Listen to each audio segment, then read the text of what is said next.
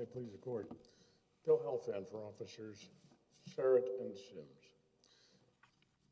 This is a clear-cut case in which on both elements of the issue of qualified immunity, both officers were entitled to summary judgment. That is, the appellee plaintiff failed in her burden to overcome the legal presumption of immunity.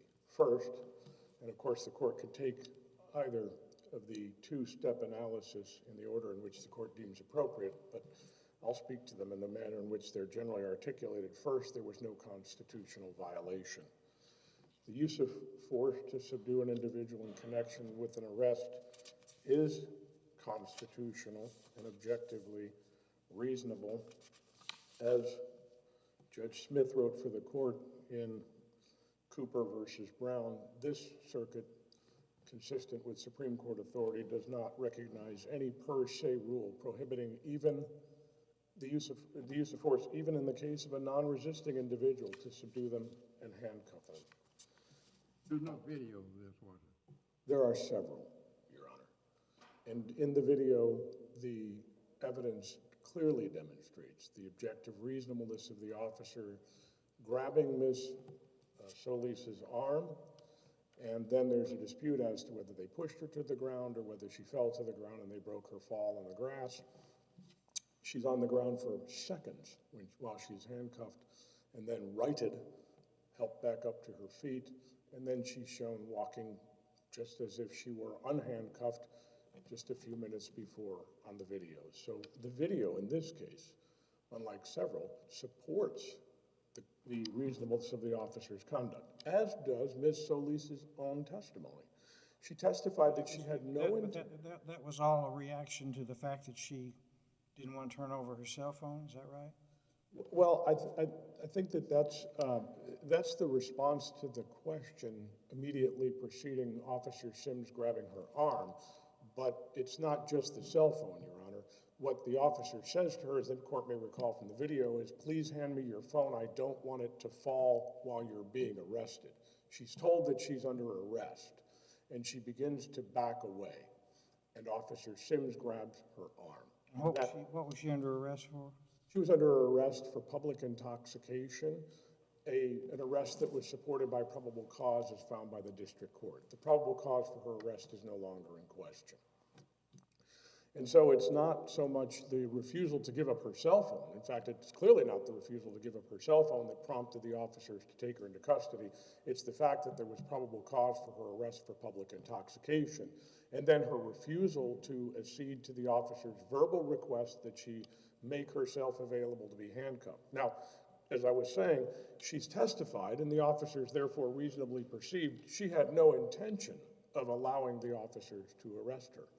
She specifically said that she would not comply with verbal instructions or requests because she did not agree with the decision to arrest.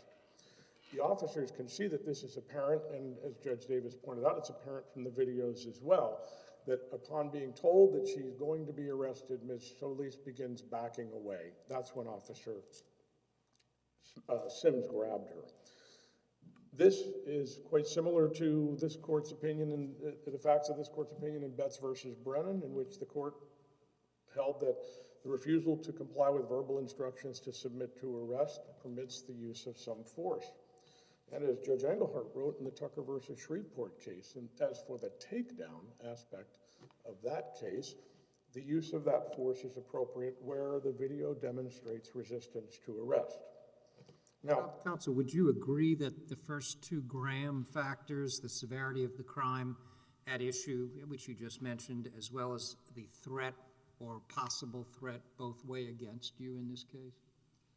I would agree that the severity of the crime is low, and accordingly, just like, and as well, that at the moment that the officers made the decision to arrest, there was no apparent threat. But what this court has recognized, Your Honor, is that the no apparent threat can go to a real threat in just moments. And the Supreme Court, of course, in Graham acknowledged that fact as well. And so what the Supreme Court and this court have cautioned the district courts not to do is exactly what the district judge here did, which was to substitute his own opinion of what might have happened had the officers done something else. once the decision to arrest was made, the risk rises that an individual who, again, has candidly admitted they had no intention of being arrested may provide some resistance, which at the time, to be sure, was not demonstrated. So what the videos demonstrate, and again, without refutation, is a measured response to the conduct of the individual to be arrested. The problem with the district court's analysis is the idea that further negotiation was appropriate seems to fly in the face of what the video shows. Here's an individual who's trying to evade the police. Now, I don't mean to say she's turning and running yet, but the officers don't know what she's going to do at that point. But to answer the court's question directly, yes, this is a relatively risk-free event up to the moment that Ms. Solis begins to back away. But I would submit that perhaps the best example of the reasonableness of the officer's conduct is their treatment of Ms. Solis's boyfriend or partner. The gentleman was asked to turn around and put his hands behind his back to be handcuffed. He willingly complied. He was handcuffed without incident and placed in the back of a police car. He has no complaints. It's only because Ms. Solis demonstrated, as she's now admitted she intended, a resistance to arrest that any force became necessary. Now, speaking of Graham, and speaking of the Fourth Amendment elements. Tell us in detail, as you read the record, what does the record show? I know you've already mentioned it, but be specific. What exactly did she say or do indicating that she would not comply or did not intend to comply? I don't think she's heard to say anything, Your Honor, but she clearly steps backwards and pulls away from the officers. Because earlier, when I wrote it down, what you said was that she said that she would not comply, but now you're telling us she didn't say anything. So start from the beginning. What does this record tell us about what she did or said that indicated that she did not intend to comply? I apologize if I wasn't clear, and I appreciate the opportunity to clarify that. On the video, she is told, "I need your phone." She asks why, and they say, "I don't want you to drop it when you're being arrested." She begins backing away and pulls her arm away as Officer Serrett reaches for her wrist. Officer Sims grabs her. That's what we see. Now, as to what she said in the record at page 534, lines 13 to 15, 537, lines 13 to 23, and at 781, Ms. Solis admitted in deposition that she refused to comply with the officer's verbal request to submit to arrest. At 537, lines 20 to 23, she testified in deposition that she had no intent to comply. She was not going to comply with verbal requests to submit to arrest. Now, in addition to the fact that the force used here was about as de minimis as the officers could have used to gain Ms. Solis's compliance, in light of her admission in deposition that she would not comply without some type of force, the court is confronted with the fact that as to the second element of a Fourth Amendment excessive force claim, there is no injury caused directly and only by the incident that's demonstrated on the video. The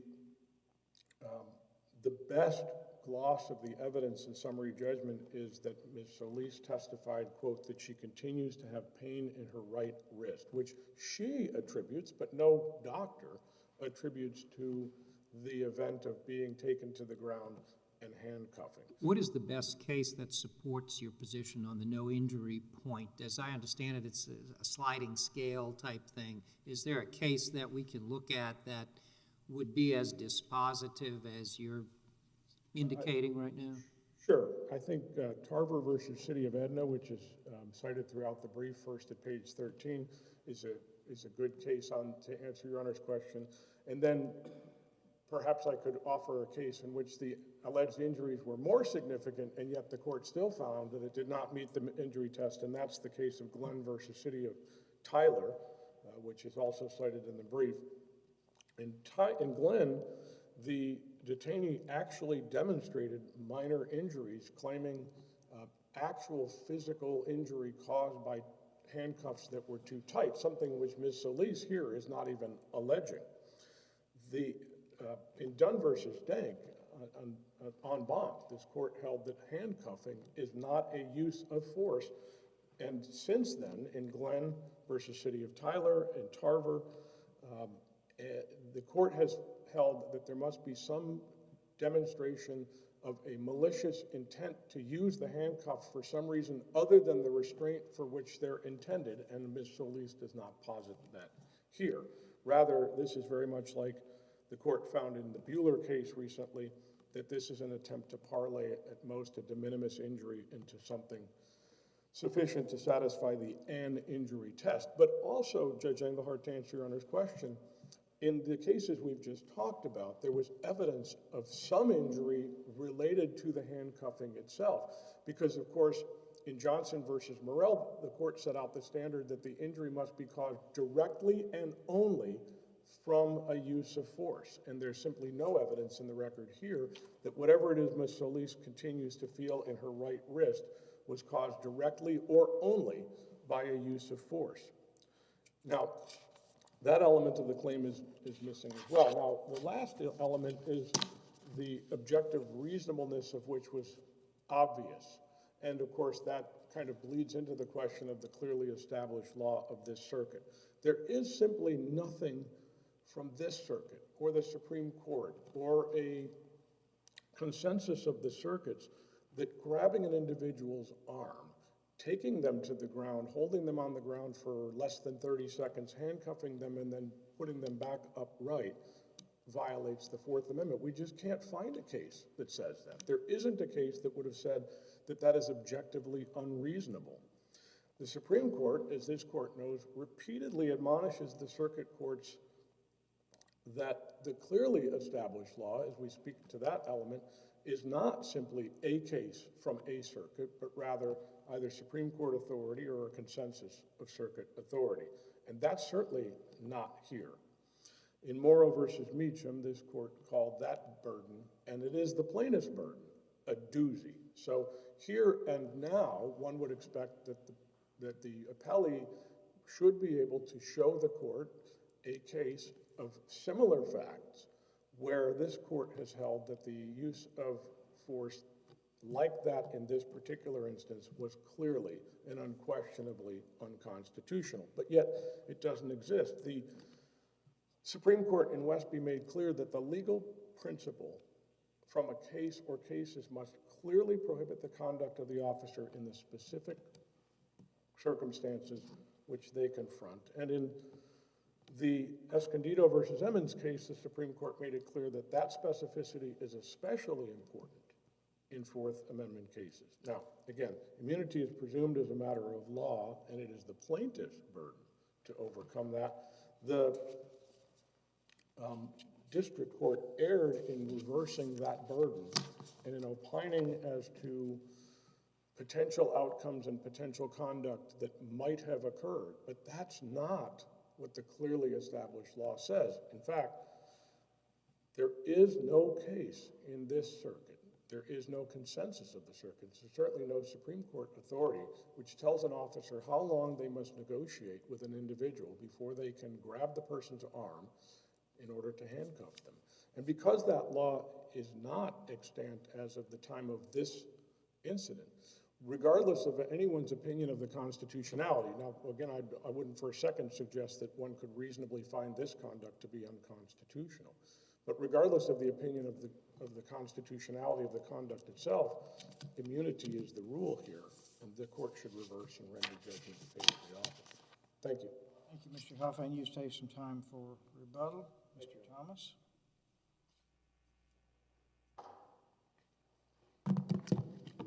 Thank you. May it please the court, Bruce Thomas for appellee Jessica Lorraine Solis, who is the plaintiff below. I agree that it's a clear-cut case, but that's where my agreement with Appellant's counsel ends. On the evening of May 27, 2019, Lorraine Solis complied with every command she was given by the officers. She was cooperative.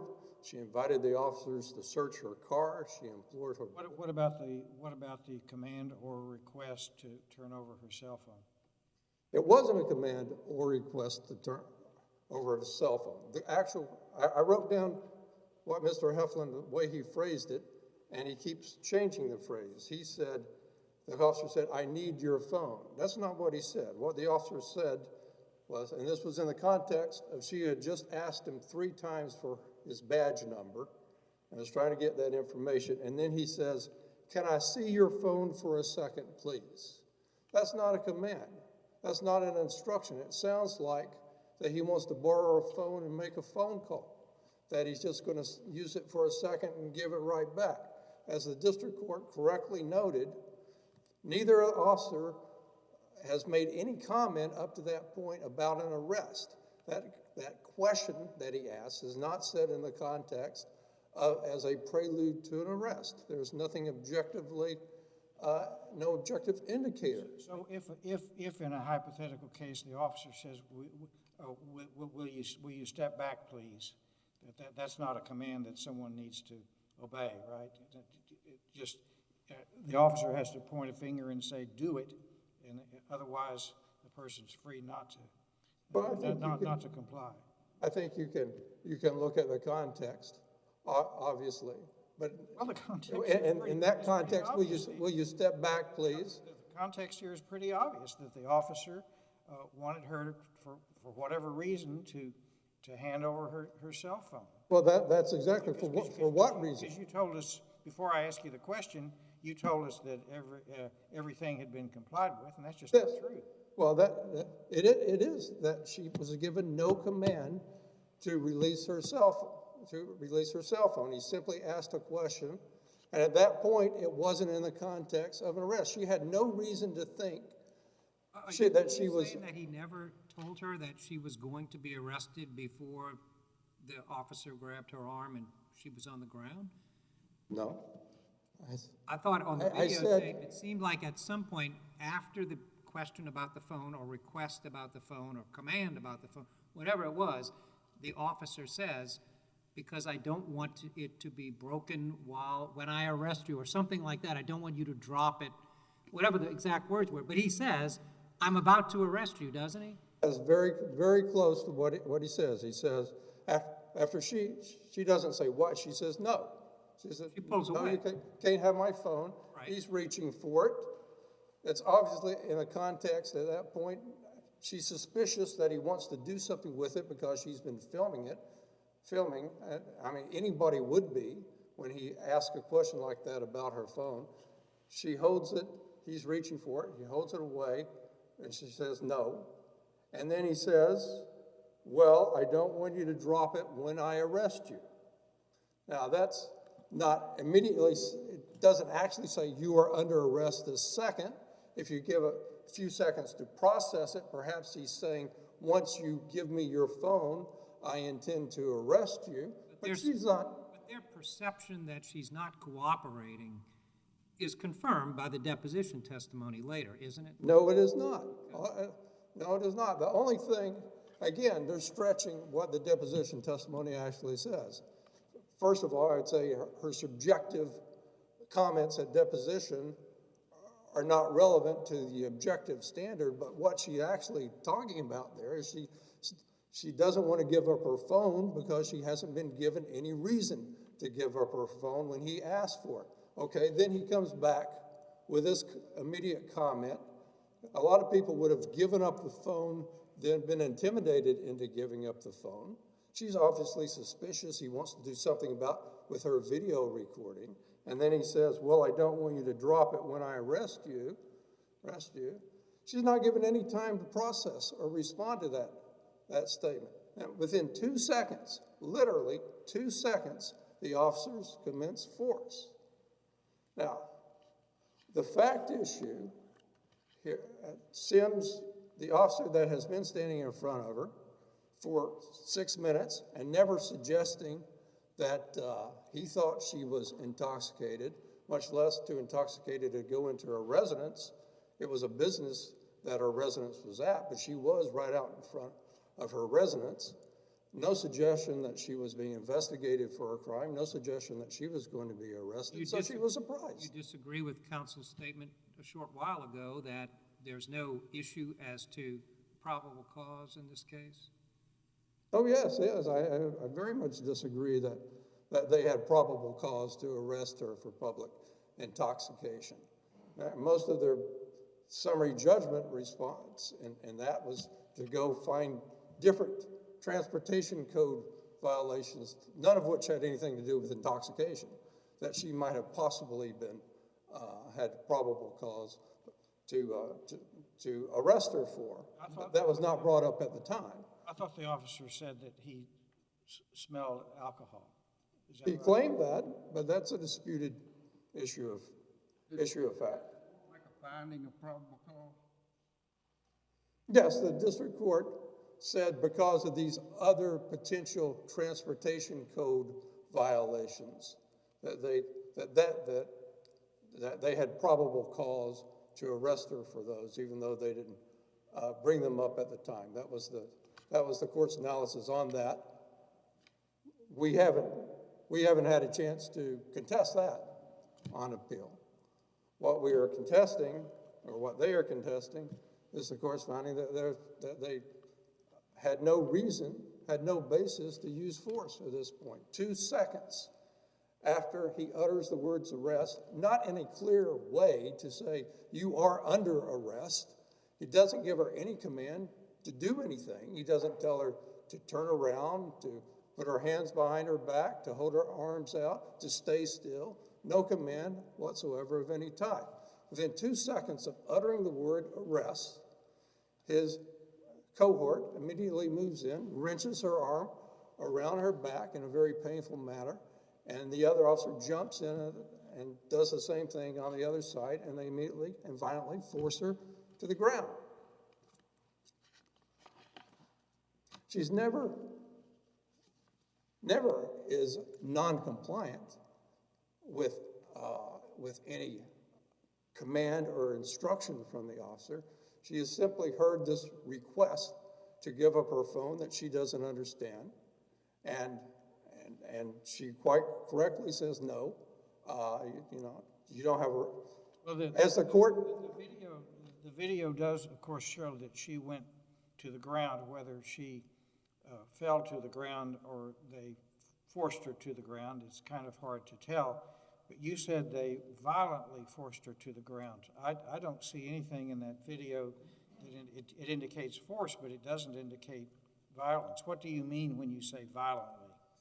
What I mean when they say violence, they both wrenched her arms around her back in an arm-lock type maneuver, and then shoved her to the ground. I call that violence. The way she described it was being tackled. The district court, also in its analysis, described it as tackle. And he said on page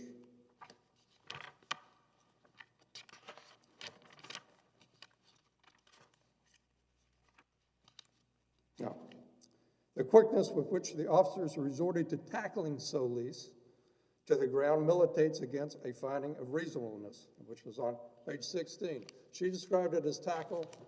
District court described it as tackle. They described it as being gently placed in the grass, guided to the grass. But a jury can look at that and decide whether their version or our version accurately depicts what's happening in the video.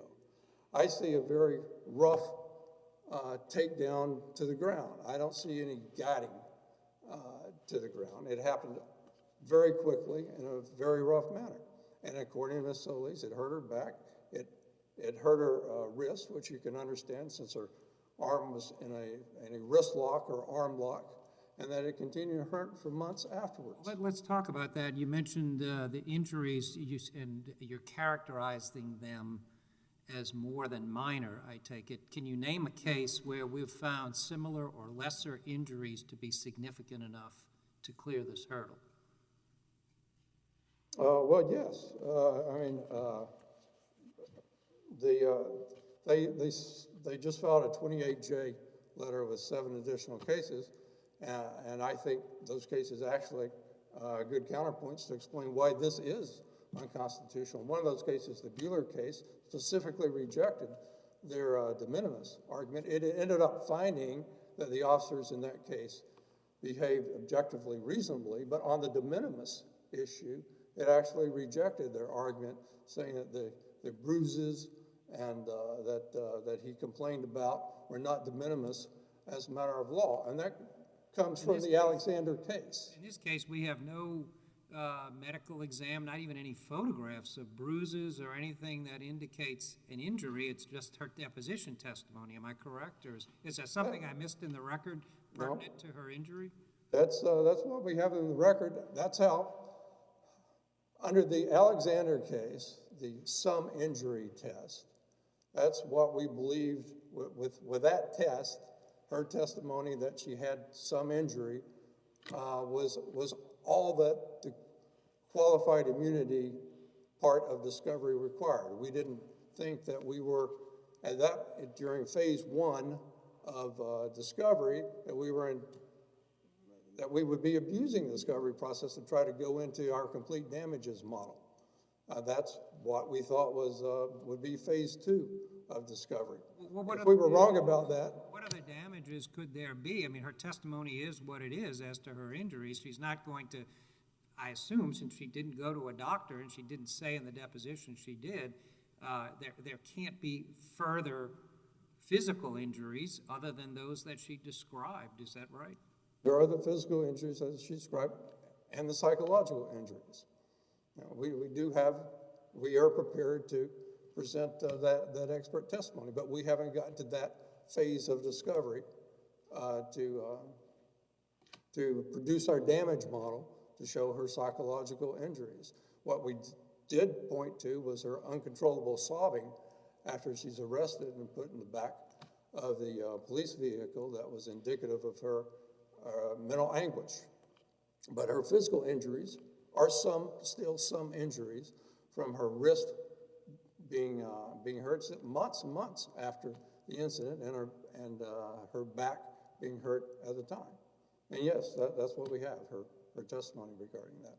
And under the some injury test from the Alexander case in 2017 that this court has consistently followed since, that is sufficient. The fact issues that the court found were the difference between, just one other thing we were accused of is that we brought up the Kindred Crawford case for the first time on appeal, and that was outside the record. I just want to mention that that's not the case either. We brought up the Kindred Crawford case below, the one that the officers have been indicted about. That's a record at 922, so we didn't raise that for the first time on appeal. But the fact issues that the district court found in this case is simply the difference between what the officers claimed in their declarations supporting summary judgment and Ms. Solis' testimony and what the video evidence actually shows.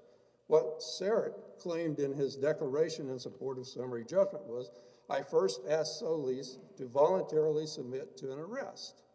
And Sims says, Officer Serrett attempted to gain Solis' compliance with handcuffing by using verbal requests.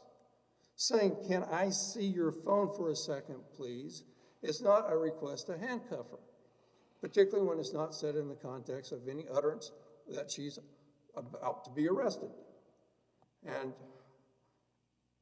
I first asked Solis to voluntarily submit to an arrest. That just never happened. The video evidence doesn't support a word of either one of those statements. The court was very generous in its phrasing that the video doesn't in all respects support the officer's contentions, but it just flatly refutes them. that any of that occurred. Much of their argument is built around the claim that she resisted arrest by pulling her arm away from the officers. And again, that just didn't happen. They never grabbed her arm and she attempted to pull it away. There's no evidence from the video whatsoever that once they grabbed her that she attempted to resist. The only movement of the arm was before the utterance of the word arrest, when she looked up and saw that Serrett was reaching for her phone and she moved it out of his grasp. That's the only time that the arm was at issue. When she is told that, well, I don't want you to drop it when I arrest you, she's obviously surprised by that, and she's astonished, and she's actually kind of turning, after she's put the phone out of his reach, she's kind of turning back towards Serrett and starts to say, drop my phone, and that's exactly within 2 seconds. That's when Sims commences unnecessary force, and they force her to the ground. So time is getting short, and I wanted to ask you on the clearly established law prong, you cite in your brief the Trammell case and the Hanks case in support of your client's position, but the force used in those cases seems to me to be significantly greater than what happened in this case. Do you have any other cases that we should look at in terms of clearly established law? So I think the Hanks case and the Trammell case, I think the Trammell case is a very close fit. I think that to the extent there was additional force, I think it was just a matter of degree. But other cases that we cite,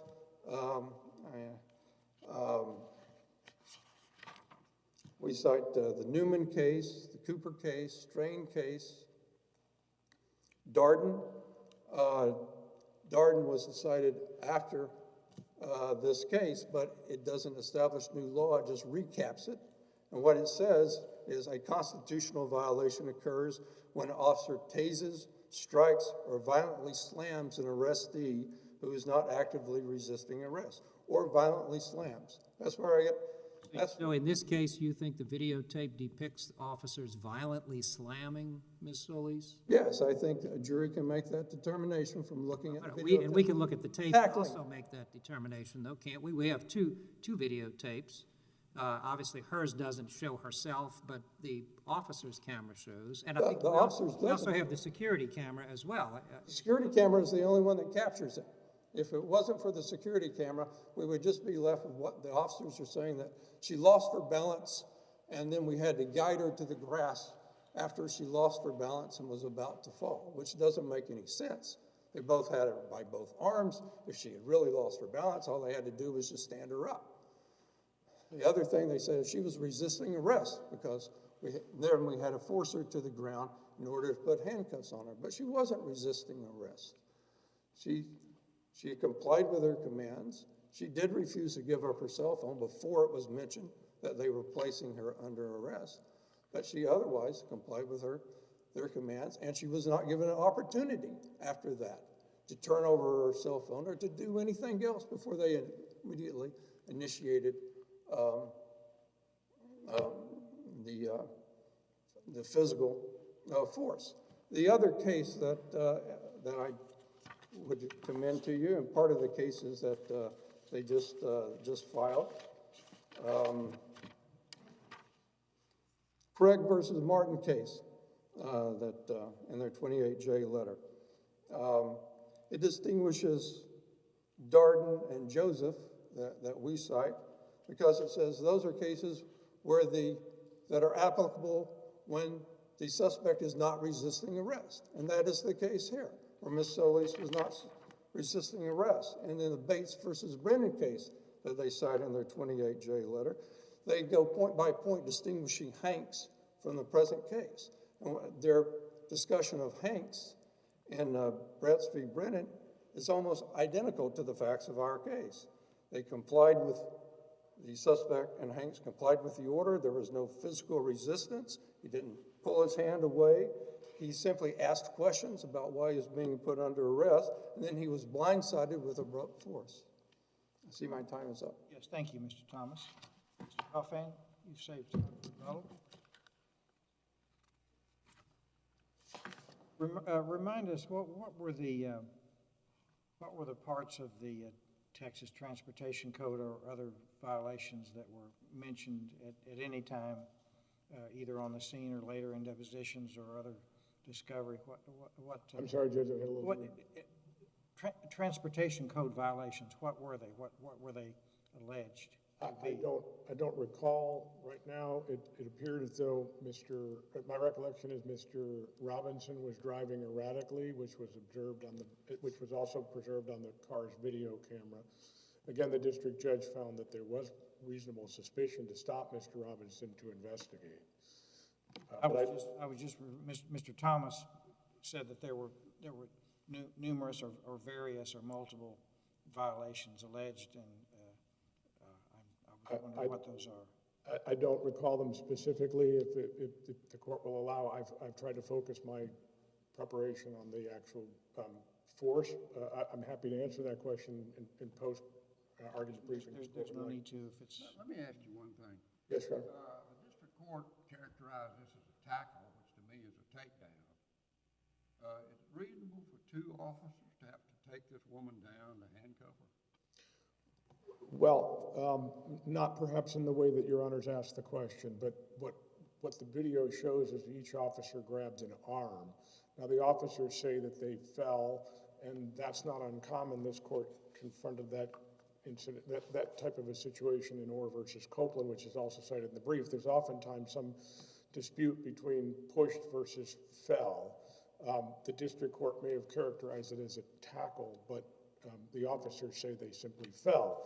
But what we do see is that they go to the ground, they handcuff her quickly, and they pick her right back up. They make sure that she's on the grass. They don't grab her and pull her onto the pavement, which is only a few feet away. So however that happened, I can't say, and with all due respect to the district judge, who I respect greatly, he can't say either.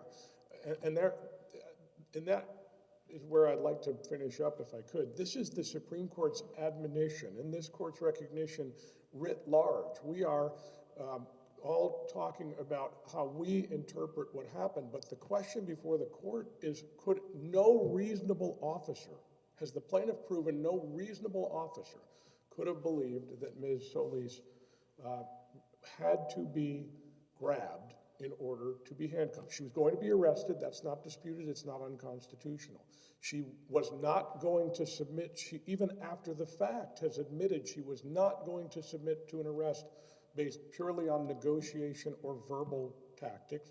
So some force was going to be necessary. That's what police officers are trained. And in that respect, I would respectfully submit the district court also erred in failing to regard the testimony of Captain Rodriguez, who is a well-established law enforcement trainer upon whom this court is focused from time to time in addressing issues of law enforcement training. But that's the way officers are trained, to answer your question, Judge Davis, is that to reduce injury, they both grab. And if it causes them to fall, or even that if they need to put her to the ground, they both do that. But none of that is something that we could point to and say, no officer could have thought that to be reasonable under the law as it existed at the time. It's very easy for people in hindsight to say, I might have done it differently, or I think it could have been handled in another way. But the question, the burden for the plaintiff appellee here is, where is the law that says no officer could have thought that to be reasonable? Well, I don't know where the district judge got the idea that this was a tackle, because I don't think there's any reasonable way of looking at that video and saying that it was a tackle.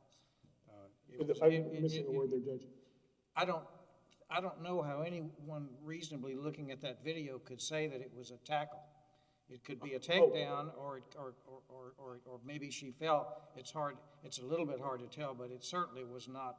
I mean, I think of a tackle as something from like a running start or something, and that's not at all what happened.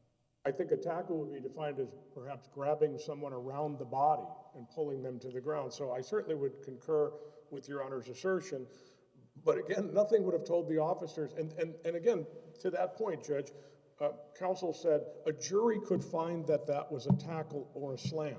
But that's not the test. It's would a police officer at the time have thought what I am doing is a tackle or a slam? And I would certainly concur with the court that this is not that case. I would caution the court against accepting the appellee's request that the court reorder the law of qualified immunity and simply adhere to the court's precedent. Thank you very much. Thank you. Your case is under submission. The remaining case for today, Perez versus Curry Veselka